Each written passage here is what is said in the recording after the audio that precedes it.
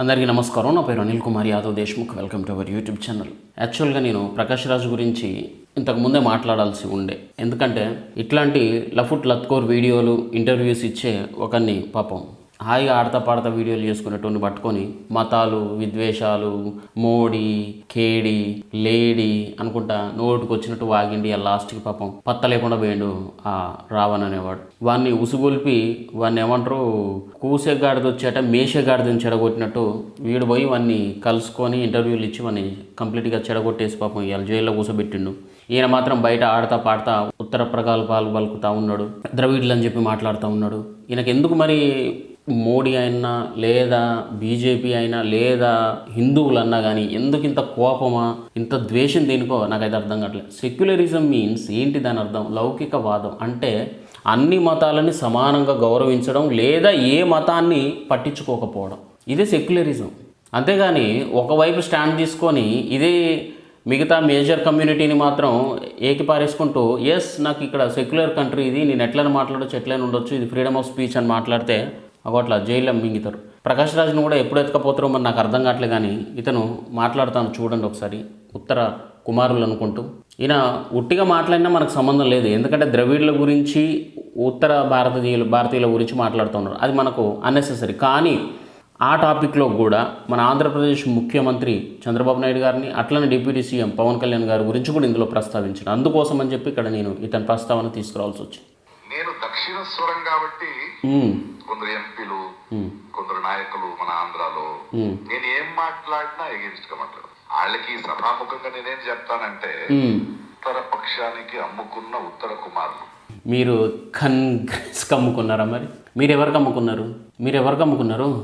ఇటాలియన్కి అమ్ముకున్నారా? Italy బొమ్మకు అమ్ముకున్నారా? మీరెవరికి అమ్ముకున్నారు? నువ్వు ఓన్ కమ్ముడు పోయినావు. మరి తాను పుట్టిన మతాన్ని, తాను నమ్మే భగవంతుల్ని, తాను నమ్మే రాజ్యాంగాన్ని, పార్టీని క్రమం తప్పకుండా పాటించడం కూడా తప్పేనా? అమ్ముడు పోయినట్టేనా? భారతీయులు ఎవరు జై శ్రీరామ్ అనకూడదారా? నీ బాధ ఏంటో నాకు అర్థం కాదు ప్రకాష్ రాజు. అసలు నిజంగా నీకు వచ్చిన నొప్పి ఏందో నాకు తెలుస్తలేదురా. ఎంపీలు, ఎమ్మెల్యేలు జై శ్రీరామ్ అనకూడదా? తప్పేంది? వాళ్ళ భగవంతుల గురించి కదా వాళ్ళు గొప్పలు చెప్పుకునేది. పక్కనోళ్ళ గురించి అయితే బూతులు మాట్లాడతలేరు కదా. కొంతమంది పాస్టర్లు లేకపోతే ఇంకొకరిలాగానో మాట్లాడతలేరు కదా. అట్లా అని చెప్పి అందరు నన్ను అట్లా కొంతమంది అంటున్నాను. మీకు ఉత్తరం చెప్పాల్సిన అవసరం నాకైతే లేదన్నా. మరి లేనప్పుడు ఎందుకురా మాట్లాడడం? నిన్ను ఎవడడిగింది? అసలు ఎవడడిగారా నిన్ను? ఈ సభలో నేను మాట్లాడేది ఇక్కడున్న మీతో కాదు. నేరుగా చెప్పాలంటే ఉత్తర పక్షానికి ద్రావిడ సంస్కృతిని, ద్రావిడ స్వాభిమానాన్ని అమ్ముకున్న ఈ ఉత్తర కుమారులకి నేను మాట్లాడాను. ఇప్పుడు ద్రవిడ సంస్కృతిని ఎవరమ్మీళ్ళు? ఎవరికి అవసరం ఉంది? సర్లే వాడికి ఏదో ఇక అంతే పొద్దుపోని వ్యవహారాలు. ఇక మళ్ళీ ఆల్రెడీ ఒకరిని జైల్లో పంపించిండు, ఇంకెవరిని పంపిస్తాడో మరి ఎవరి కోసం చూస్తాడో నాకు తెలియదు.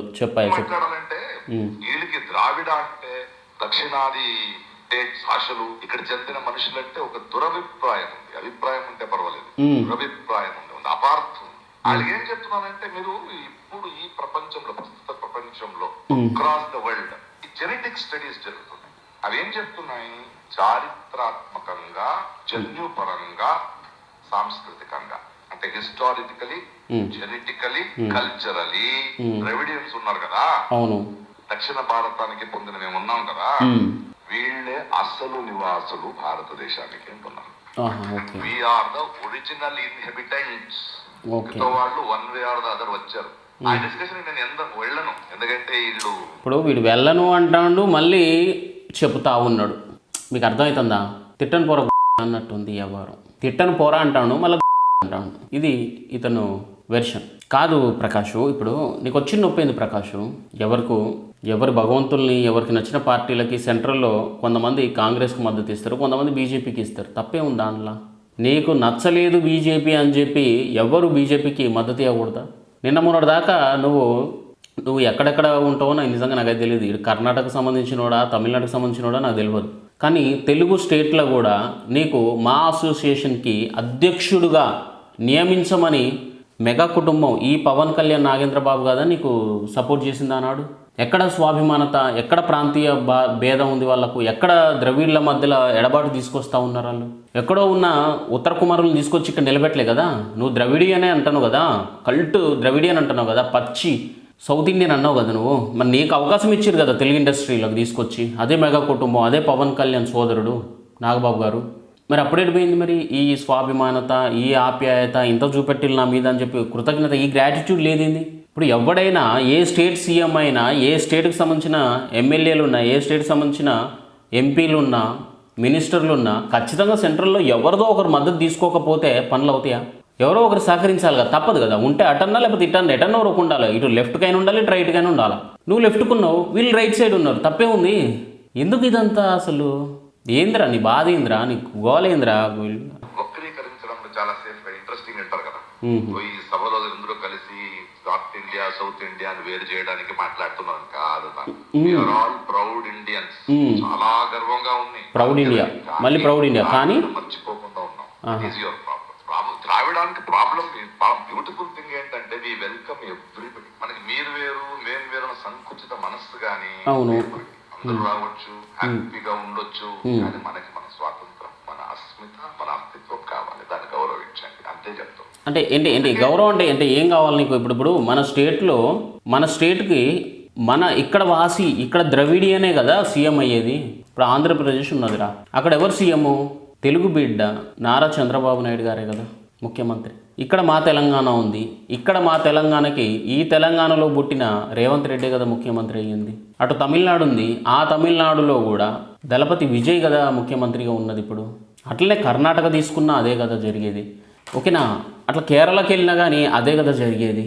మన దగ్గర మనోడు సీఎం ఉంటాడు, కానీ ఏ సీఎం అయినా కానీ సెంట్రల్లో ఉన్న ఏదో ఒక పార్టీకి మద్దతు అయితే ఇచ్చి తీరాలి, తప్పదు. నీకు లెఫ్టిస్టులు నచ్చితే లెఫ్టిస్ట్కి ఇచ్చుకో, నీకు రైటిస్టులు నచ్చితే రైటిస్ట్కి ఇచ్చుకో, మాకు అభ్యంతరం ఏం లేదు. కానీ నీకు ఎందుకు మరి ఇంత నొప్పులు వస్తానని నాకు తెలియదు. సరే, వీడి వరకు బాగానే ఉంది, ఇక్కడి నుంచి చూడండి ఒకసారిగా ఇతను ఏం మాట్లాడతాడు. ఇవాళ ఎందుకు మనం పాపులేషన్ ని కంట్రోల్ చేయగలిగాం? వైఆర్ ఎందుకు వలస అక్కడి నుంచి ఇక్కడికి వస్తున్నారు? What is the importance of this country? ఈ ఇతిహాసం తెలుసుకోకుండా మీరు మాట్లాడుతుంటే ఉత్తర కుమారులారా జరగదు. ప్రస్తుత రాజకీయ పరిస్థితుల్లో మనకు కోపం రావాల్సింది, వాళ్ళు మనల్ని రాజకీయంగా ఫినిష్ చేయాలని చూస్తున్నారు. కానీ రాజకీయంగా మనం ఎప్పుడు పవర్ఫుల్ లేదు.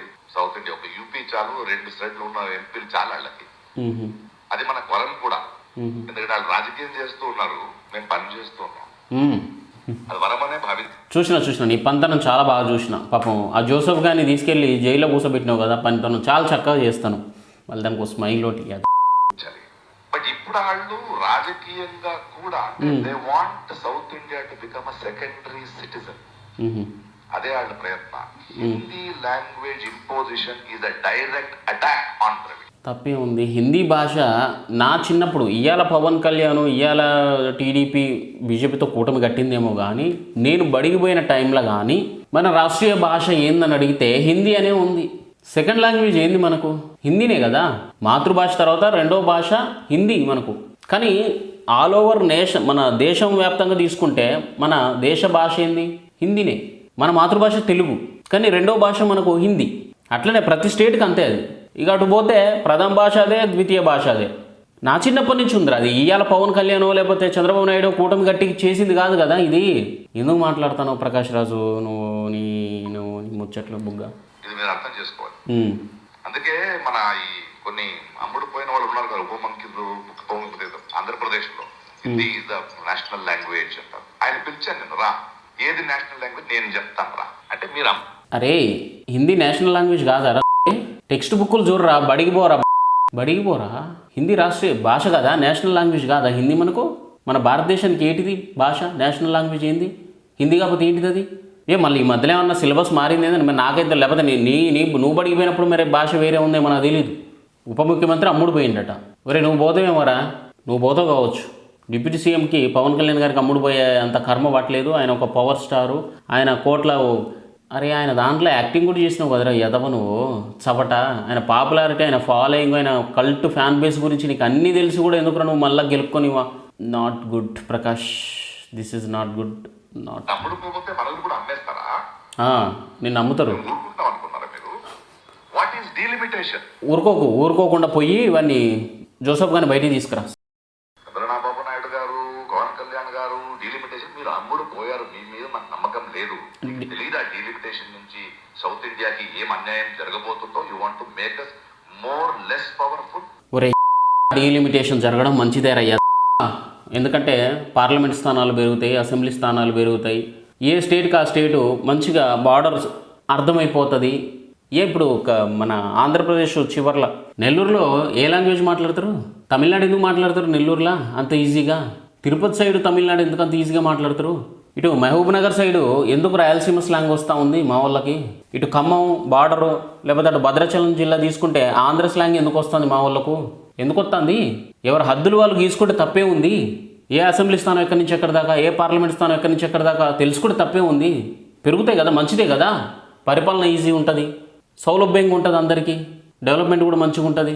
డీలిమిటేషన్ నాకైతే పెద్ద ఫరక్ అయితే అనిపిస్తలేదబ్బా. మరి ఏమో మిగతా వాళ్ళ సంగతి నాకు తెలియదు, కానీ డీలిమిటేషన్ వల్ల మంచి అని నా అభిప్రాయం మంచిది. ఎందుకంటే ఎప్పుడో డివైడ్ అయిన కాన్స్టిట్యున్సీలు, ఎప్పుడో డివైడ్ అయిన పార్లమెంటరీ స్థానాలు కాబట్టి ఆ జనాభా పెరిగింది, ఆ పాపులేషన్ పెరిగింది, ఆ ప్లేస్మెంట్ పెరిగింది కాబట్టి ఖచ్చితంగా దాన్ని మళ్ళీ కుదించి ఇంత ఓట్లు ఉండాలి, ఇంత భాగం ఉండాలి, ఇన్ని సీట్లు చాలు అని చెప్పి లెక్కలు చేసుకుంటే మంచిదే కదా. మనకు కూడా మనకు లెక్కలు ఈజీగా ఉంటాయి కదా, ఈక్వేషన్స్ క్యాల్కులేషన్స్. మరి ఇది ఏందో మరి నాకు అర్థం కాదు. థ్యాంక్ యూ, జై హింద్. మీరు కూడా మీ అభిప్రాయం తెలియజేయండి. డీలిమిటేషన్ వల్ల ఉపయోగాలా లేకపోతే నష్టాలా మీకే అనిపిస్తుందో తెలియజేయండి. Thank you.